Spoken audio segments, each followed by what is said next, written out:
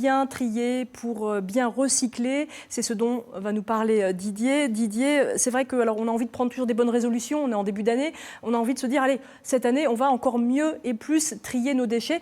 Et c'est très lié finalement à notre consommation et c'est assez récent le tri sélectif. Alors c'est très très lié à notre consommation, c'est récent quoique, puisque si on fait un retour en arrière, mais bien en arrière, les premiers hommes qu'on triait, c'est à l'âge de bronze. Non. Eh bien si, on faisait les outils en métal et qu'est-ce qu'on faisait ? On les refondait pour en faire d'autres. Le premier tri, c'est ça. En fait, on ne recyclait pas pour les mêmes raisons qu'aujourd'hui. Ensuite, le tri est arrivé en Chine au 1er siècle, parce que c'est le papier, en fait, l'apparition du papier. Et on sont arrivés aussi la notion des chiffonniers. Vous avez tous entendu, on récupérait des chiffons pour faire du papier, on recyclait le papier. En fait, le tri actuel, c'est à partir du 19e siècle. Où on commence à apparaître les notions de tri, c'est déjà l'industrialisation, donc surpopulation des villes. À Paris, on commence à prendre des décrets pour interdire les ordures sur le trottoir. Avant, on pouvait le faire. Et puis, il y a forcément un décret que vous connaissez, c'est le 24 novembre 1883 exactement. Le préfet de la Seine pose un décret pour obliger les Parisiens à mettre leurs ordures dans un contenant qui s'appellera poubelle, puisque c'est Eugène Poubelle, en fait, le préfet de la Seine en 1883, qui a posé ce décret. J'avais appris ça, mais il y a très très longtemps. On fait un petit peu de... Voilà, on revient un peu en arrière.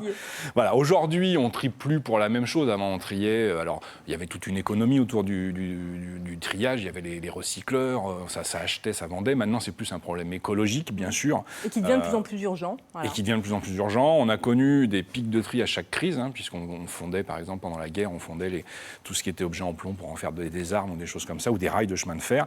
Et dans les années 70, on prend vraiment conscience du problème environnemental. Le premier logo de tri, en fait, apparaît sur les emballages qu'on connaît aujourd'hui, à partir de 70, et on développe ça jusqu'à aujourd'hui. Et c'est pas fini, parce qu'on va continuer aujourd'hui à trier, à recycler de plus en plus. Mais alors avec plein de gestes, et on ne les connaît pas forcément toujours, les bons gestes pour bien trier. C'est compliqué, hein ? Déjà, le premier danger dans le recyclage et le tri, le premier danger pour la nature, c'est nous. Ouais. C'est nous les consommateurs, en fait. Nos habitudes de consommation ont fait qu'on a pollué. On va faire un petit quiz très rapide. Vous allez voir, c'est assez facile. J'adore les quiz. Je sais que vous aimez ça. Je vais vous présenter des objets du quotidien et vous allez me dire, à votre avis, si je le jette comme ça, dans combien de temps il va se désagréger dans la nature ? Alors, on va commencer simplement par le ticket de bus ou le ticket de métro qu'on connaît tous. On en trouve souvent dans les caniveaux, dans les stations de bus, de métro, par terre. À votre avis, combien de temps il va rester dans la nature, ce petit ticket de métro, avant de partir ? Je sais pas, 200 moi, je dirais 6 mois. 6 mois. Vous êtes dans la fourchette, c'est un an, globalement. D'accord. Ça reste du carton du papier. On a l'impression que dans 2 semaines, il ne sera plus là. Non, il va rester un an. Multiplié par le nombre de tickets de métro et de bus qu'on va retrouver, vous imaginez un peu le désastre écologique qu'on peut créer. Le chewing-gum. Le chewing-gum. Le chewing-gum, ça va être comme la cigarette. On va en parler aussi, mais c'est à peu près le même temps de désagrégation. Je ne sais pas si le terme existe, mais on va l'utiliser pour aujourd'hui. Désagrégation. Voilà. Moi, j'aime bien ce terme-là. C'est choc. Combien de temps il va mettre à partir, celui-ci ? Je dirais... on va tous jeter un jour dans un fossé. Non, je n'ai jamais jeté de chewing-gum. Vous n'avez pas été filmé, donc il n'y a pas de problème. Non. Je ne sais pas, 2-3 ans peut-être ? C'est 5 ans, le chewing-gum. 5 ans, il va rester dans la nature. La cigarette, 5 ans aussi, sauf que la cigarette, en même temps, elle va polluer. Elle colle pas au pied, mais elle va polluer 500 litres d'eau à elle toute seule. Alors, juste à savoir, aujourd'hui, il y a 137 000 cigarettes qui sont jetées par seconde dans le monde. C'est énorme. J'ai fait un calcul rapide. Le temps de l'émission, là, quand l'émission va se terminer, on sera à peu près à 430 millions de cigarettes jetées. En 3 quarts d'heure dans le monde. Pendant l'émission, pendant qu'on parle. Il y en a de plus en plus ou de moins en moins ? Est-ce que vous savez ça ? Alors, dans le monde, c'est compliqué à savoir. Aujourd'hui, on pourrait dire qu'il y en a de moins en moins, puisque il y a moins de fumeurs, mais à compter, c'est complexe. Ouais. Ce qui est dangereux dans la cigarette, c'est tout ce qu'il y a dedans, goudron, mercure, ammoniac, enfin tout ça. Allez, on va aller un petit peu plus loin. La boîte de conserve, on a tous vu rouiller dans les fossés, sur la route, la parfois fameuse dans boîte l'eau de conserve, aussi, parfois dans l'eau qui flotte, c'est pas très propre. À votre avis, si je la pose là, dans combien de temps je vais la retrouver ? Longtemps, je pense, bien 10 ans, non ? Elle sera peut-être là après nous parce qu'elle va rester 50 ans sur le plateau. Waouh. Alors je souhaite que le plateau soit encore là dans 50 ans. Moi, je serai plus là. On sera fossilisé un petit peu, mais on sera peut-être encore là. Voilà, c'est ça. Mesdames, la carte de fidélité. Pourquoi, Alors, je dis mesdames? Ouais, c'est vrai. Messieurs aussi, j'en ai peut-être une ou deux, mais pas plus. La fameuse carte de fidélité qu'on trouve aujourd'hui dans nos portefeuilles. Ou qu'on ne trouve jamais quand on en a besoin. Voilà, c'est ça. Je pense qu'elle doit être longue avant de se désagréger, celle-là, quelques décennies. La carte de fidélité, c'est une centaine d'années. Eh oui. Elle va rester une centaine d'années dans la nature avant de se désagréger. Aujourd'hui, on essaye de les refuser au maximum. On fait ça en dématérialisé. Les enseignes savent le faire. Refusez les cartes de fidélité si on vous en propose en plastique. Maintenant, il suffit de donner son nom à la caisse et normalement, on est dans les fichiers. Ça doit être dans faisable. de Il y en a nombreux encore fichiers. qui vous les donnent. Et un peu nous, consommateurs, on a besoin de les avoir. Ça nous rassure aussi. Et c'est à nous, consommateurs, de dire non. Parce que quand on parle de carte de fidélité, on peut parler de la carte bleue aussi. Oui. C'est un bout de plastique.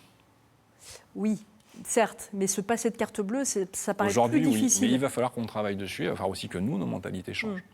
Alors, est-ce qu'il y a d'autres petits objets là? Le verre. Le verre, c'est on très le long, recycle. ça. Alors, c'est ce qu'on recycle le mieux en France, mais si on ne le recycle pas, à votre avis, combien de temps il va rester celui-ci? Alors, on était à 100 ans pour la boîte. 100 ans pour la boîte de conserve. Un peu plus, du coup. Ah oui. Moi, je dirais que Caroline? je dirais que ça se désagrège pas, mais Alors, si, le verre se désagrège parce que c'est forcément des matières organiques, mais il va se désagréger par 500 ans. 4000 ans. 4000 ans. Vous étiez loin, vous étiez très loin, J'étais 4000 encore très ans. loin. Et je vais finir par le pire du pire, la pile. Et oui, en 2020, on utilise encore des piles, surtout à période de Noël. Hein, vous en avez tous acheté pour les jouets des enfants. C'est dommage. La pile, à votre avis, Moi, je ça, c'est dirais le summum. 5-6 000, non 7000 ans. Oui. Je sais Ouais, pas. vous êtes dedans 7000 ans, une pile. Alors, c'est pas tellement trop pour fort. l'enveloppe de la pile, On n'a pas c'est répété du surtout, tout, hein, non, en non. fait, pour ce qu'il y a dedans. Tous les produits. Donc Les voilà métaux un peu- lourds, etc. Voilà, si nous on trie pas tout ça, qu'on met ça dans nos poubelles, ben voilà ce qui va se passer. La pile, on la retrouvera dans 7000 ans, on fouille sous terre. Quelqu'un fera des fouilles, ben il retrouvera notre pile. C'est un peu dommage. Est-ce que vous avez quelques chiffres, un petit bilan du Quelques chiffres recyclage rapides. en Alors France? depuis l'an 2000, on a quand même évolué sur la collecte, puisqu'aujourd'hui on trie pour 80% de plus qu'en l'an 2000. Hein, en c'est 2020. bon signe, ça. Donc, en 20 ans, on a fait quand même des bons. Il faut savoir que 65% aujourd'hui des déchets en France sont recyclés ou incinérés, en tout cas. Et sur ces 65% de déchets, c'est 88% des Français qui trient, mais 48% des Français trient systématiquement et seulement 24% des Français trient sans faute. Ah, Donc oui. vous voyez, c'est dégressif. On trie un petit peu à 80%, mais on trie vraiment bien à 24%. Donc on a encore une fourchette et on peut encore prendre conscience de ça. Et alors, en Nouvelle-Aquitaine, je vais vous le faire au poids, vous allez voir. Aujourd'hui, donc le verre qui est le plus recyclé à 85%, mais c'est 85% d'emballage ménager, 85 kg d'emballage ménager par habitant Oui. en Nouvelle-Aquitaine qu'on trie. Et on est par contre à 21 kg d'emballage classique plastique. Donc vous voyez, on a encore un petit peu de chemin à faire. Il faut savoir qu'aujourd'hui, l'industrie du tri en France, c'est 760 millions d'euros. Hein, qui coûte aux entreprises, puis les entreprises payent pour ça. Et pour les habitants, c'est 120 € par habitant et par an. Et oui, ça nous coûte aussi. Ça nous hein. coûte aussi, mais ça ne nous coûte pas si cher que ça, hein, quand on regarde les forfaits téléphone ou ce que vous mettez dans Internet, tout ça. 120 € par an pour que la planète soit plus propre. C'est pas si cher que ça. C'est peut-être pas un si gros sacrifice, finalement. En tout cas, on voit, Didier, qu'on a encore beaucoup de chemin à parcourir Énormément. pour être au 100% recyclé. Ce serait le but ultime à atteindre. Il y a beaucoup de chemin à faire. Il y a aussi des gestes à acquérir, mais c'est pas toujours très simple de s'y retrouver, honnêtement. Hein. Non, c'est vrai, c'est pas simple, puisqu'aujourd'hui, il y a plein de logos qu'on fleurit sur nos emballages. Alors, il faut pouvoir les comprendre et les regarder. Je vous propose justement d'en décrypter quelques-uns, les principaux que vous voyez. Le premier logo qu'on va voir, c'est ce qu'on appelle le TD Man ou le TD Man. Il a ce nom-là.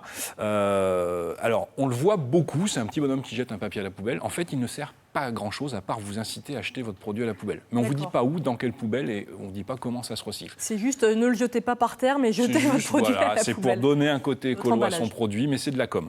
Le deuxième logo que vous trouvez beaucoup, on appelle ça le point vert. Alors le point vert, attention, il n'a aucune garantie que votre produit soit recyclé ou recyclable. Alors moi, honnêtement, Didier, pendant des années, j'ai cru que quand il y avait ce logo sur un emballage, ça veut dire qu'on pouvait recycler l'emballage. Je ne sais pas vous, hein, mais en tout cas, moi, à fait. pendant des années, Et- j'ai appris ça très récemment. Et Ça globalement, voulait pas la majorité des dire ça du Français tout. le croient.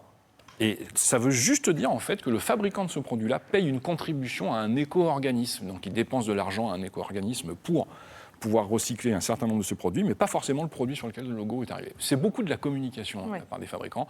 C'est un côté Greenwashing. hein. écolo. Voilà, c'est du Greenwashing, greenwashing. c'est Si ça, on on vous peut fait le acheter, dire. ah bah tiens, il recycle. Non, le produit est pas recyclable, mais on met ce logo-là. Alors vous en avez un autre qui arrive de plus en plus, c'est le Triman. Celui-là, on le voit beaucoup. Pourquoi ? Parce qu'il est obligatoire depuis 2015, celui-ci, sur les emballages. Et ça, c'est un logo qui vous indique que votre produit est recyclable. D'accord. Celui-ci, par contre, il est recyclable. Vous ne le trouvez pas, par contre, sur le verre, les piles et tout ce qui est déchets chimiques, puisque là, on est bien sur des logos différents, on va l'aborder tout à l'heure. Mais ce logo, c'est recyclable. Si vous ne l'avez pas sur votre produit, il est sur la notice du produit. Bien sûr, vous n'avez pas ça sur un meuble. Hein, c'est un peu embêtant quand vous montez un meuble qui est sur le logo dessus. C'est pas Donc, forcément ils le mettent sur la très, notice. très, très beau. Ça, c'est obligatoire. Si vous n'avez pas ce logo sur votre produit, vous ne l'achetez pas, parce que ça veut dire qu'il n'est pas recyclable. Moi, je dis ça, je dis rien. Bien Si maître. vous voulez, voilà. Bien chef. Alors, ensuite, on a un logo qui existe depuis les années 70, on en parlait tout à l'heure, qui s'appelle l'anneau de Möbius. Alors, Comment on appelle l'anneau de Möbius ? Moebius. D'accord. L'anneau de Möbius, on l'appelle comme ça. Ouais. Ça, il indique que le produit est techniquement recyclable, mais pas forcément recyclé. Pourquoi ? Parce qu'en fait, si vous avez l'anneau vide, sans pourcentage à l'intérieur, votre produit est dans une matière recyclable, mais ça dépend de l'endroit où vous habitez. Si vous le jetez dans une poubelle recyclable, le centre de tri ne va pas forcément le recycler. Ça indique juste que la matière est recyclable. D'accord. Si vous avez un pourcentage à l'intérieur, ça veut dire que votre produit a déjà été recyclé au taux de ce pourcentage. Si c'est 50%, le produit a été recyclé à 50%, ainsi de suite. Donc ça veut dire que ce produit a déjà subi une transformation. Donc ça, c'est intéressant d'acheter Ça, ce c'est intéressant type de parce produit. qu'on là, on est vraiment dans le principe du tri et du recyclage. Et du cercle vertueux du recyclage. Voilà. Alors, l'autre logo que vous retrouvez, c'est la poubelle barrée. La poubelle barrée, c'est simplement que ce produit-là, par contre, n'est acheté dans aucune poubelle de votre foyer, mais il faut vraiment l'amener en déchetterie dans un centre de tri. Alors, on a des Un exemples. exemple, voilà, l'exemple, j'allais c'est ça. On l'a tous peut-être fait un jour. Vous allez me dire que non, bien sûr. Mais bien sûr que non. C'est par exemple le déboucheur chimique. Ouais. Vous savez, hop, on le met dans son évier, ça marche, c'est super, et puis on ouvre la poubelle, on le met dedans. Eh bien, surtout pas, parce que c'est un produit qui est dangereux, il y a les logos, il y a les pictos derrière, et on a bien cette poubelle barrée, ça, il faut le mettre de côté et l'amener en déchetterie. C'est un produit qu'il ne faudra surtout pas jeter à la poubelle. Ça, c'est important. Ouais. Ça, c'est très important. Tout ce qui est produit dangereux, on ne jette pas. Ou alors tout ce qui est produit électronique, choses comme ça. Donc ça, c'est important à savoir. Vous lisez la poubelle barrée, en tout cas, c'est déchetterie automatiquement.